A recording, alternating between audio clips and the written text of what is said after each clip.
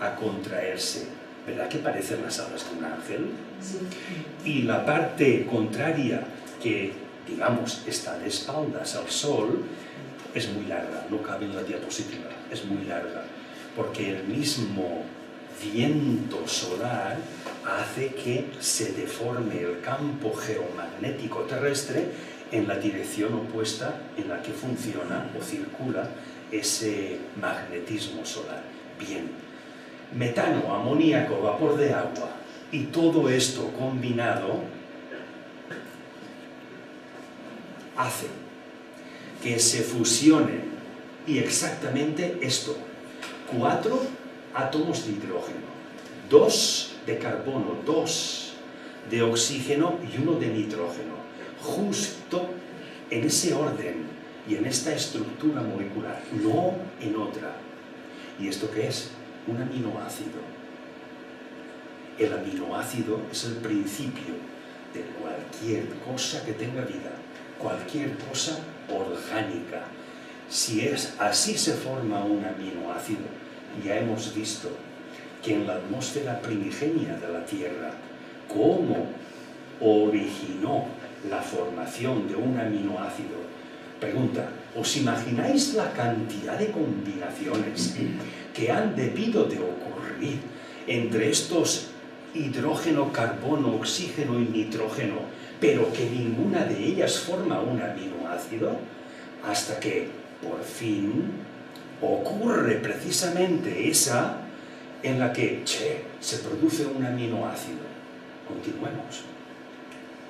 Cuando 2 aminoácidos, 3, 4, una ingente cantidad de aminoácidos, se reúnen en un conglomerado, forman una cadena de aminoácidos. Eso, una cadena de aminoácidos, es una proteína. Vamos avanzando en la vida. Cuando una cadena de aminoácidos forma una proteína, pero con unas combinaciones muy específicas, ya que las proteínas no son todas iguales, aunque tengan el mismo nombre. Solamente con que esta esfera la sustituyamos por otra de otro color, esa cadena de aminoácidos cambia de proteína y ya no es la misma. Por lo tanto, veis, una precisa combinación entre carbono, hidrógeno, oxígeno y nitrógeno, una precisa combinación entre moléculas ya orgánicas, pero que formen aminoácidos. La misma precisión ha debido de ocurrir, y qué cantidad de combinaciones entre aminoácidos se han debido de producir para que se pudieran reunir diversas proteínas asociándose, es decir, creando amistad entre ellas. Y las que no creaban amistad no formaban lo que vais a ver que forman: ADN. Una cadena de proteínas forma un ADN. El ADN, la doble hélice, el átomo permanente, esto es el registro vital, el registro de las instrucciones genéticas de cualquier ser al que llamamos viviente.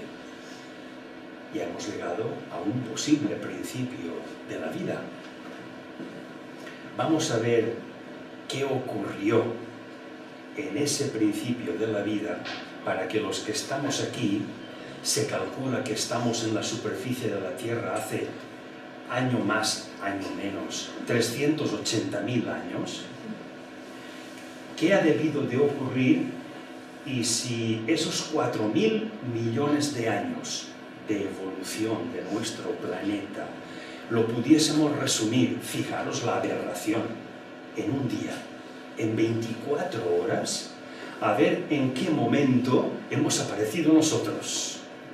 ¿Desde cuándo estamos aquí? Estamos pensando y haciendo lo que hacemos. ¿Desde cuándo? Si esos 4.000 millones de años de evolución terrestre los pudiéramos resumir a 24 horas. Vamos a contemplarlo.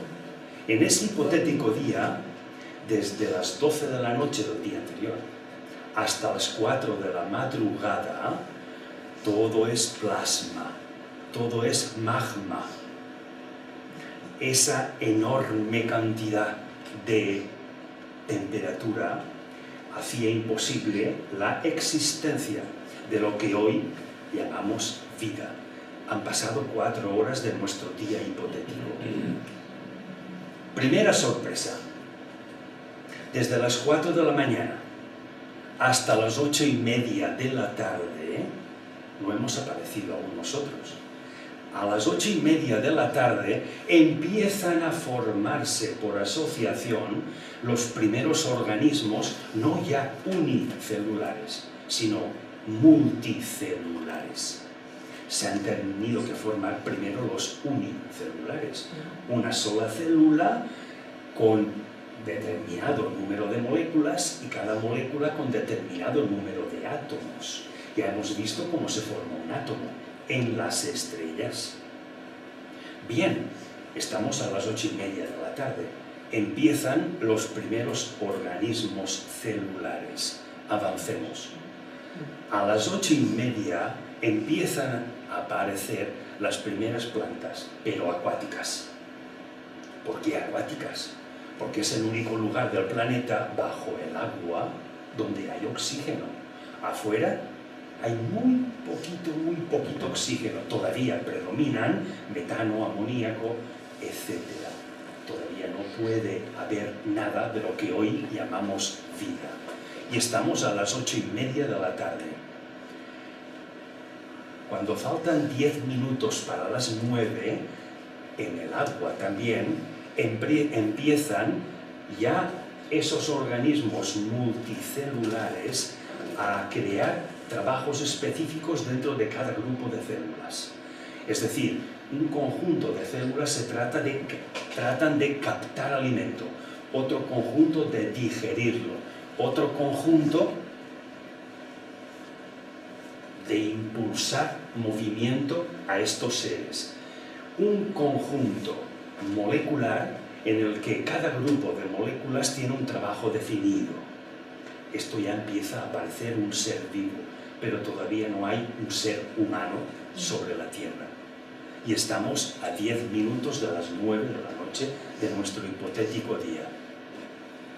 A las 9:05 comenzarían a aparecer los primeros trilobites, ammonites, etc. Todavía seres acuáticos.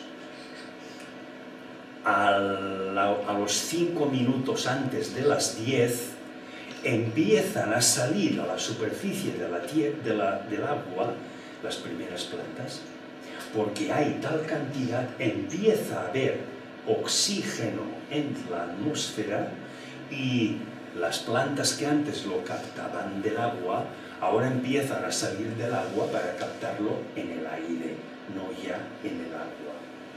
Y estamos a 5 minutos de las 10 de la noche.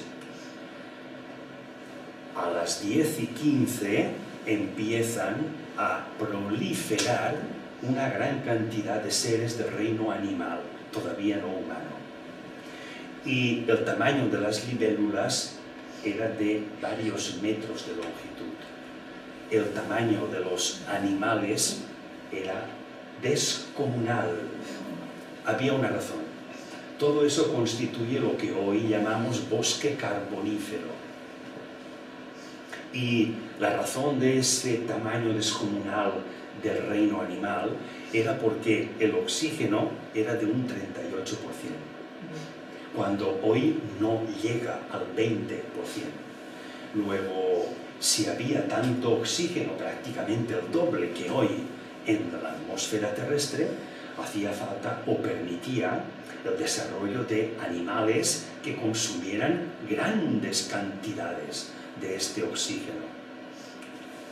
Llegamos a las 11 de la noche, de las 11 a las 11:35. Continuamos con lo descomunal.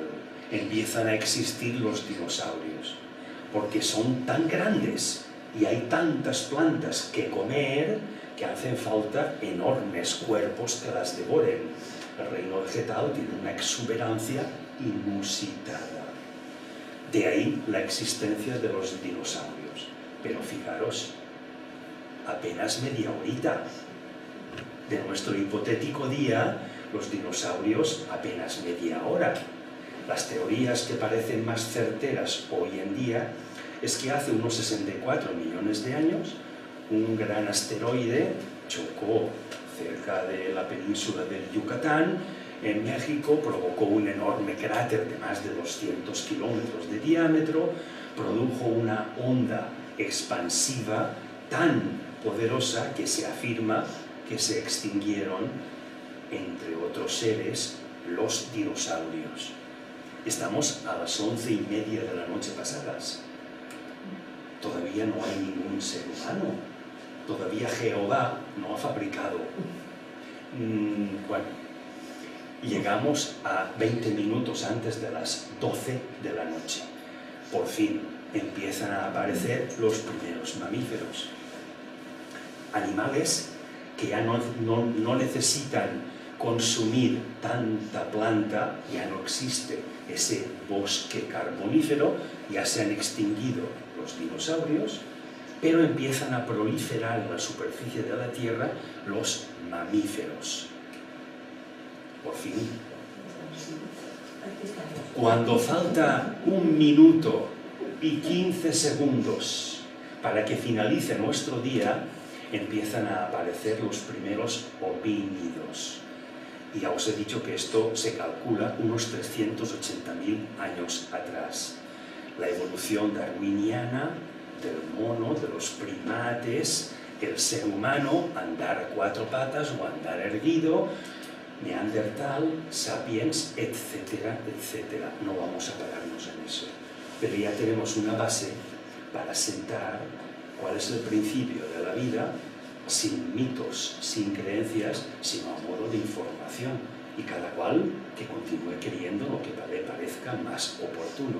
Esto no es más que información. Cada cual la usará como crea oportuno usarla. Ya hemos visto en qué momento, en ese hipotético día, aparecen los primeros homínidos sobre la Tierra. Pero hemos dicho que hay agua en la Tierra. Hace 4.000 millones de años había vapor de agua, entre otras cosas. ¿De dónde procede ese agua? Sería largo de explicar, pero os lo resumo en esta diapositiva. Este es el sistema solar, heliocéntrico, por supuesto. Desde Júpiter hacia la exterior, hacia la parte exterior, tenemos a Júpiter, Saturno, Urano y Neptuno. Desde Júpiter hasta Neptuno y más allá hay muchísimo, muchísimo hielo.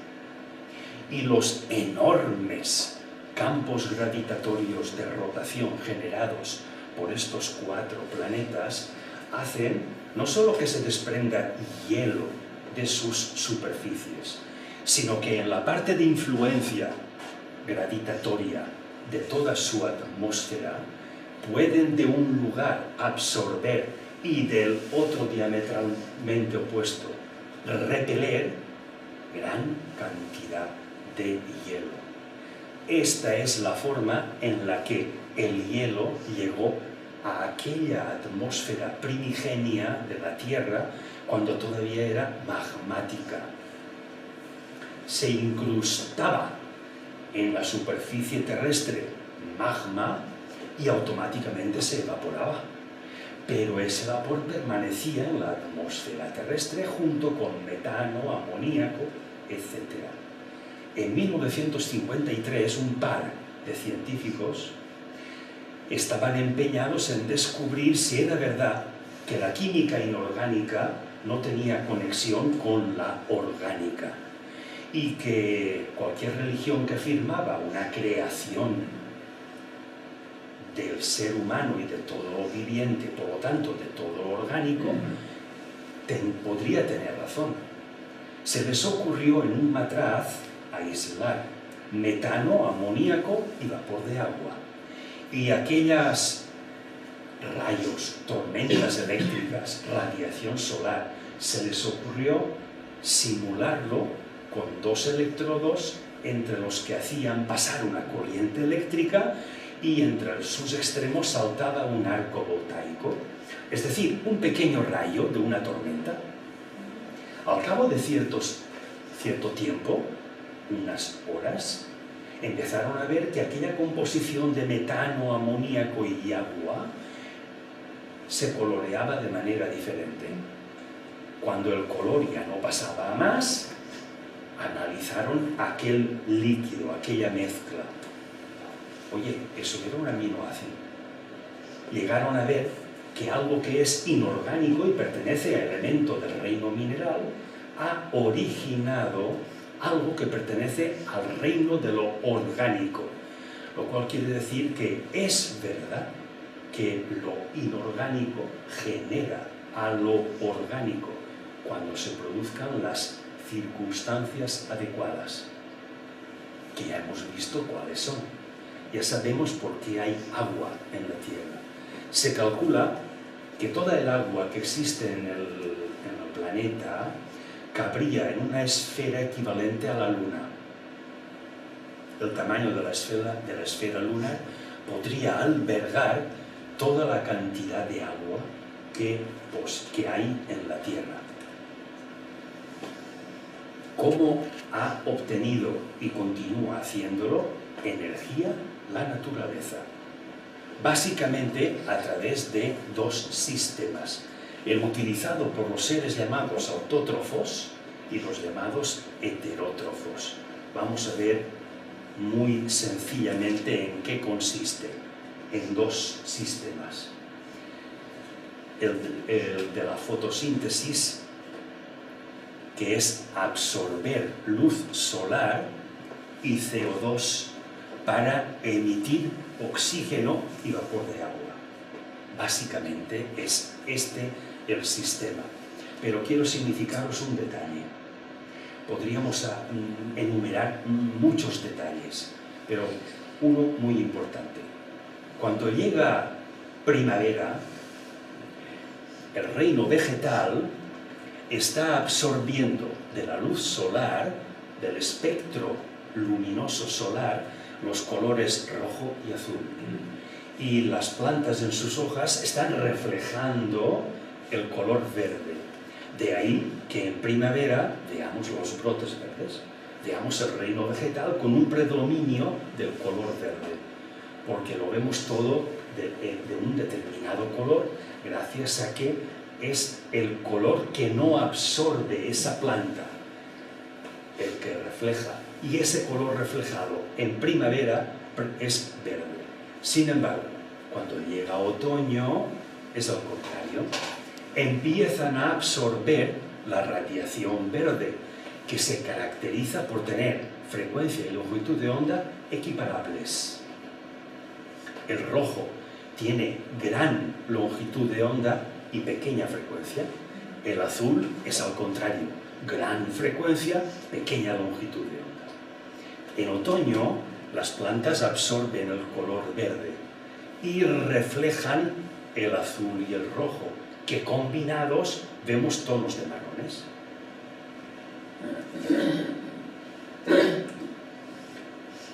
El oxígeno molecular, aquellos 8 protones y 8 electrones, es tóxico. No podemos respirarlo, nos moriríamos. Hace falta que se fusionen 2 átomos de oxígeno para que formen una molécula. Y es esta molécula la que podemos incorporar a nuestros pulmones. Luego veis que el oxígeno molecular, O2, es el que estamos respirando. Pero cuando ese oxígeno molecular se fusiona con un átomo de oxígeno, forma otra molécula, el O3. El O3 es el ozono. Ese olor que se desprende de la superficie de la Tierra cuando ha calentado a la Tierra el sol y llueve y emana un olor especial, ese olor es ozono. Bien, sin la capa de ozono, en aquel tiempo primigenio en el que todavía no era suficiente el oxígeno y no habían plantas que salieran fuera de la superficie del agua, no había bastante ozono, toda la vida, todo lo que era ser vivo, era acuático, no había nada fuera, porque no había todavía ozono. La función que tiene el ozono respecto de la vida y para mantenerla es que hace que de los rayos UV, los B no alcancen la superficie terrestre y solamente lleguen los A, son los no perjudiciales. Estos nos quemarían por completo. Y es la capa de ozono la que evita que los rayos UV no penetren en la superficie terrestre. Bien, el otro sistema que utilizan es la respiración. Nosotros respiramos y absorbemos oxígeno devolviendo CO2 a dióxido de carbono. Por lo tanto, este dióxido de carbono es el que absorben las plantas junto con la luz solar. Veis que se cierra el ciclo. Pero un dato curioso, y es que en nuestro cuerpo, cuando respiramos, incorporamos moléculas de oxígeno en los pulmones, se combinan oxígeno y carbono formando el CO2 que al expirar lanzamos a la atmósfera. Pero no solamente lanzamos CO2, sino que en nuestro organismo liberamos energía, y una parte de esa energía es calor, precisamente el calor que nos mantiene vivos. Cuando dejamos de incorporar oxígeno, no emitimos CO2, cesa el calor que estamos de manera natural produciendo y que nos hace permanecer en estado vital. Por eso, en la muerte, nos enfriamos, porque hemos cesado esta liberación de energía que se produce entre absorber oxígeno y devolver CO2. Bien, el carbono, como veis, es uno de los 4 elementos que forman la vida. Pero un detalle sobre el carbono, precisamente sobre el carbono 14. ¿Qué utilidad le encontramos respecto de la vida al carbono 14? El carbono 14 tiene el número 14 porque por ser carbono tiene 6 electrones y 6 protones. Pero dentro del núcleo tiene también, no se ve, 8 neutrones. Luego el núcleo en total tiene 14 corpúsculos, 6 protones y 8 neutrones. De ahí que se le llame carbono 14. Veamos. En la atmósfera hay también nitrógeno, pero también nitrógeno 14. Es decir, el nitrógeno tiene 7 protones, que junto con 7 neutrones me forman el nitrógeno 14, que por efecto de la radiación solar se descompone y uno de esos electrones se va a la atmósfera y uno de esos protones también, y en lugar de 7 se quedan 6 protones y electrones y me forma el carbono, pero continúa siendo 14, como acabamos de ver. Entonces, la conversión de nitrógeno en carbono se produce de manera natural y sintetizada por el sol, por la radiación solar. Es necesario tanto uno como otro para que continúe la vida, se produzcan tanto la respiración como la fotosíntesis. Y en los seres vivos, nosotros incluidos, estamos incorporando en nuestros tejidos carbono 14. Y se sabe exactamente qué cantidad, cuántos átomos de carbono 14 constituye el tejido de un ser vivo, o ha constituido en el momento en que estaba vivo. ¿Qué uso le damos a eso? Pues sabemos que la vida media, la vida de un átomo de carbono 14 es de 5.730 años. ¿Qué significa? Que si analizamos un esqueleto y vemos que sus huesos formaban parte como tejido óseo de aquel animal, vemos la cantidad de carbono que contiene. Si contiene la mitad, es que han pasado 5.730 años. Si contiene la cuarta parte, es que han pasado el doble de 5.730 años. Y así sucesivamente. Así determinamos la edad de un fósil, año arriba, año abajo, porque al morir un ser vivo deja de incorporar carbono 14 y se queda con cierta cantidad y sabemos cuál es esa cantidad. De ahí que podamos determinar con bastante precisión en qué época ha podido vivir. Ya hemos visto cómo se origina la vida. ¿Qué es la vida? Múltiples definiciones podréis encontrar, pero fijaros en esta. La define como dos cualidades. La vida es el resultado de un proceso químico que acabamos de observar y es el resultado de otro proceso fotoeléctrico que también lo hemos visto en forma de fusión de átomos y fusión de elementos subatómicos. Luego, eso que llamamos vida es el resultado de dos procesos. Uno descrito por química y otro por un fenómeno fotoeléctrico. Estos dos procesos que originan todo tipo de vida se denominan que tienen tres dominios o se manifiestan de tres maneras. Las llamadas bacterias, arqueobacterias y eucariotas. Tanto bacteria como arqueobacteria, y nosotros estamos formados de estos elementos que nos han generado a lo largo del tiempo. Las llamadas procariotas son tanto bacterias como arqueobacterias, y luego vienen las eucariotas. Cariota, procariota, textualmente traducido es antes de la nuez. Eucariota, después de la nuez. ¿Qué es la nuez? El núcleo. La nuez es el núcleo. ¿Por qué se diferencian entre procariotas y eucariotas? En que toda célula que tiene un núcleo, le llaman nucleoide, no definido por ninguna membrana, es decir, no está aislado del resto del cuerpo celular, todo eso es una procariota. Y tenemos muchísimas procariotas. Y aquellas células que sí que tienen una membrana celular que delimita perfectamente y cierra el núcleo del resto del cuerpo de la célula, son las eucariotas.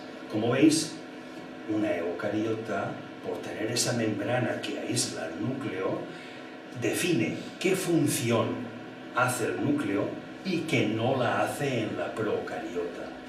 Hay una función celular, pero no hay dos funciones, la del núcleo y la del cuerpo de la célula, como en el caso de la eucariota. Luego, si es un sistema biológico mucho más complejo, el de la eu que el de la pro, a nosotros, que somos sistemas enormemente complejos, nos constituyen mayor número de células eucariotas que no de procariotas. Pero no hay que olvidar que estas han generado aquellas, luego de estas provenimos.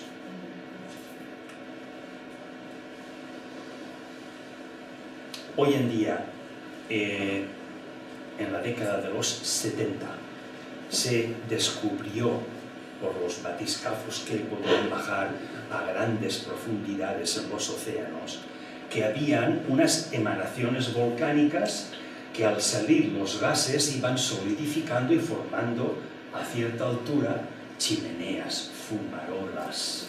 Y en el extremo de la fumarola salen